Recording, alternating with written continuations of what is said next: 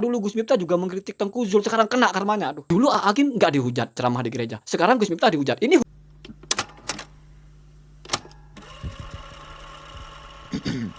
Assalamualaikum warahmatullahi wabarakatuh. Bismillahirrahmanirrahim. Allahumma sholli ala sayyidina Muhammad. Saya disclaimer dulu ya. Channel saya ini bukan channelnya orang alim yang menguasai berbagai ilmu. Jadi mungkin saja banyak salahnya dan kecil kemungkinan juga ada manfaatnya untuk kalian. Kalau untuk saya insya Allah ada manfaatnya. Karena ini menghasilkan dolar ya. Saya jujur saja ya. Jadi kalau hemat kuota ndak usah tonton. Kalau ada wifi gratis ya tonton saja ya. Siapa tahu kalian ingin melihat seperti apa sih orang yang tidak banyak ilmu tapi banyak bicara gitu ya. La yamutu wa la yahya gitu. Enggak bermutu banyak bicara gitu ya. Sebetulnya saya sudah nggak ada bahan untuk membicara tentang Gus Miftah ini, tetapi saya coba mic baru aja ini ya. Dan saya melihat ada satu channel YouTube yang nonton itu sudah hampir 4 juta, 4.200.000. Isinya seolah-olah Ustadz Abdul Somad, si pengantin baru itu ya, mengecam atau mengkritik apa yang dilakukan oleh Gus Miftah. Bahkan di situ juga seolah-olah Buya Yahya atau seolah-olah Ustadz Adi Hidayat mengkritik. Kenapa saya bilang seolah-olah? Karena judulnya seperti itu. Padahal kalau kita cermat menyimak orasi Ustadz Abdul Somad, ada korina. Dia mengatakan, saya cuma menonton trailernya atau trailernya ya. Itu kan jelas video Ustadz Abdul Somad 1 tahun yang lalu ketika mengomentari film Santri atau The Santri. Bukan dalam rangka menanggapi Ustadz atau Gus Miftah. Wakilah Agus Miftah. Ya. Jadi bukan ya. Banyak orang yang 4 juta orang itu entah tertipu semua atau apa ya. Kalau bahasa saya YouTuber ya, bodoh gitu. Kenapa bodoh? Karena bodoh itu kan simpel saja. Idraku syai'in ala hilafil waqi. Kebalikan dari al ilmu, idraku syai'in ala muwafaqati al waqi.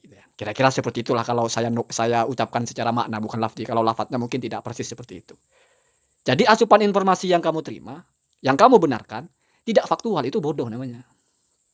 Orang itu komentar sudah lama dan tidak tentang Gus Miftah malah dianggap seolah-olah itu sedang menyerang atau sedang mengkritik Gus Miftah. Parahnya lagi ini ya. Lalu tiba-tiba Ustadz Abdul Somad itu dihujat gitu. Banyak lah yang menghujat ya. Dikritik gitu. Dianggap tidak menghormati ikhtilaf. Karena dianggap sedang menyerang Gus Miftah gitu. Jadi satu kebodohan melahirkan sesuatu yang diyakini benar gitu. Ini kan aneh gitu. Kebodohan maksudnya seperti yang saya bilang tadi. Misinformasi gitu. Dan ini sering terjadi di tengah-tengah kita gitu. Kita ngegas tetapi tidak punya kapasitas. Ada satu falsafah, mayyasro yaskut. Kalau orang ngebut jatuh. Tapi kalau tidak punya keahlian, kalau punya keahlian enggak ya.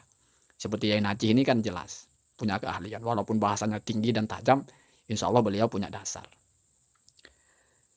Saya anggap perpecahan ya di medsos atau di mana itu akan menjadi indah bila lahir darinya dialog-dialog ilmiah. Bagaimana cara membawa peristiwa ini menjadi dialog ilmiah? Ya gampang saja. Anda siapa saja yang punya kompetensi dalam keilmuan, silahkan sampaikan narasi ilmiah yang kokoh, yang mampu mengimbangi atau membantah apa yang disampaikan oleh Yai Najih. Saya cuma mau pertegas saja. Ketika Yai Najih menanggapi klarifikasinya Gus Miftah dengan pembacaan Al-Mausu'ah itu, Yai Najih bukan tidak tahu itu ya. Yang aku yakin beliau sudah jelas membaca itu. Dan syukurnya Yai Najih tidak membicara salahnya di mana gitu, karena tak mungkinlah selevel Yai Najih masih mau bicara, oh itu salahnya kok dibaca rofa, itu level santri kalau bicara itu salah rofa itu ya. Kata Yai Najih, duhulu al-kanisah di situ tidak mutlak, kalau bahasa saya tidak mutlak. Kenapa? Karena Yai Najih memberikan takyid, itu zaman dulu.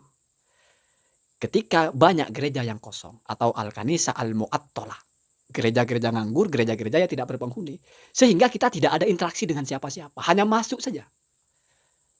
Atau mungkin gereja itu sedang dipakai juga, cuman mungkin gak ada orangnya.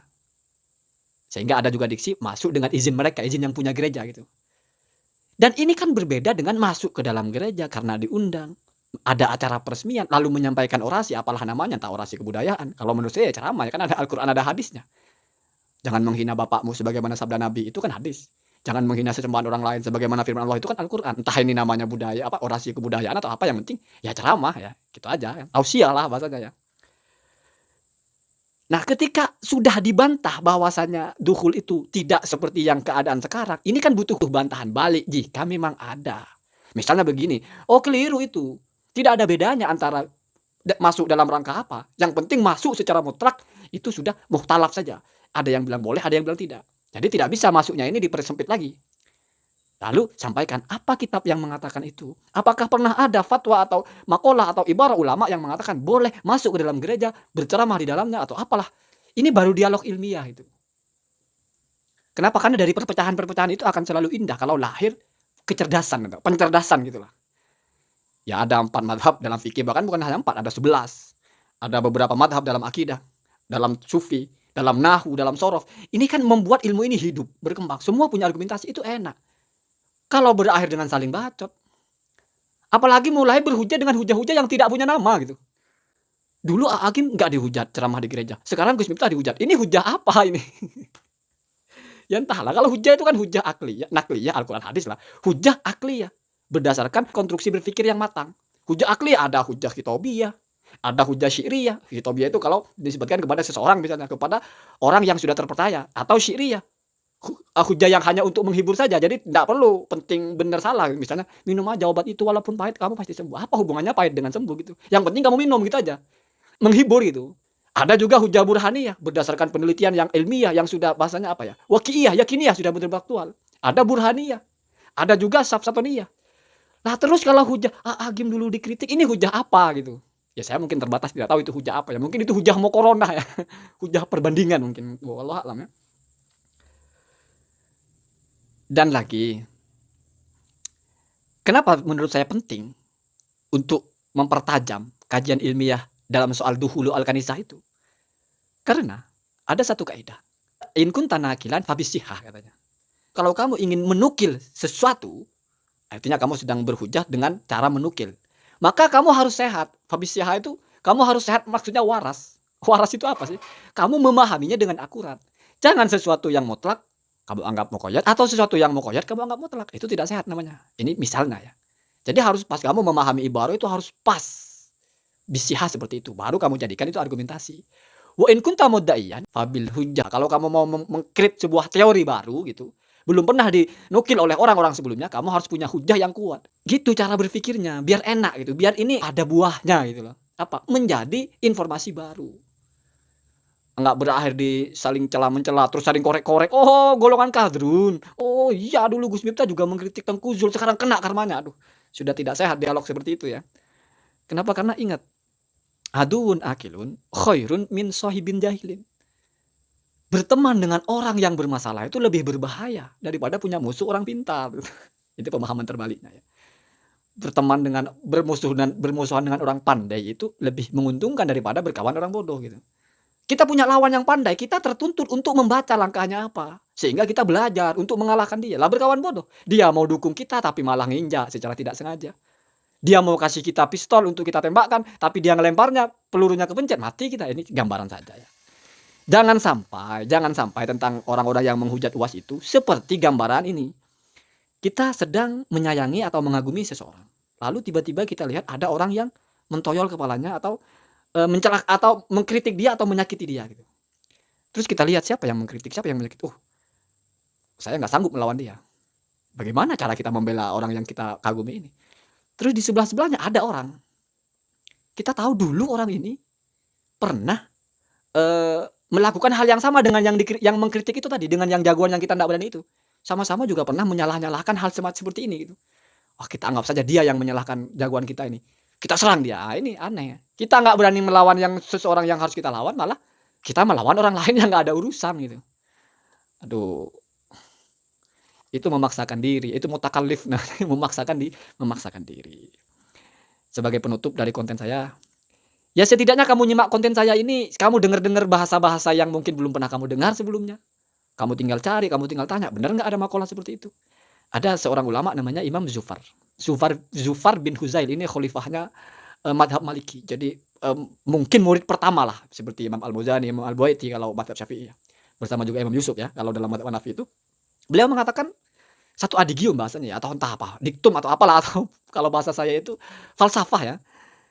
Inni lastu unadiru ahadan hatta yaqula qad akhtatu, walakinni atau bal unadiruhu hatta yajunna. Qila lahu kaifa yajunnu? Qala ayyaqula bima lam yaqul bihi ahadun. Kalau saya bahasa Indonesiakan dengan simpel, karena kalau saya harus artikan secara pesantren ini, adapun saya atau utawi saya nggak tahu ya. Saya nggak bisa bahasa Jawa soalnya. Bahasa Madura bisa gitu. Sesungguhnya saya ini kalau berdebat dengan orang, tidak menunggu dia kalah gitu. Jadi hatta itu lil ghaya ya. Hatta yaqula qad akhtatu itu tidak menunggu dia ikrar kalau dia salah.